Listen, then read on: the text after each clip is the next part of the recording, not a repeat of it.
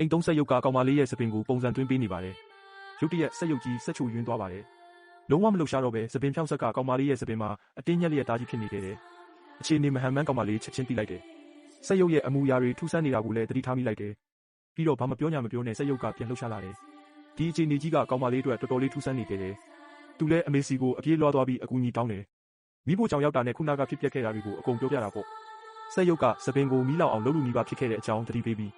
အမေကိုချက်ချင်းပြင်ခိုင်းတယ်။အဲ့ဒီအချိန်မှာပဲဧည့်သည်တွေရောက်လာကြတယ်။အမေကသူ့ကိုဧည့်သည်တွေအရင်တွားကြိုဖို့ပြောလိုက်တယ်။ပြီးတော့စက်ရုပ်ကိုမိဖို့တွေကပေါင်မုံယူခိုင်းလိုက်တယ်။ဒါပေမဲ့ပေါင်မုံယူပြီးတာနဲ့စက်ရုပ်ကကြမ်းတမ်းလာပြီးကိုမထိန်ချုပ်နိုင်တော့ဘူး။အမေဖြစ်သူလည်းတော်တော်လေးလန့်သွားတယ်။အဲ့ဒီအချိန်မှာလူခေါ်ပဲတန်ကြားလိုက်ရတော့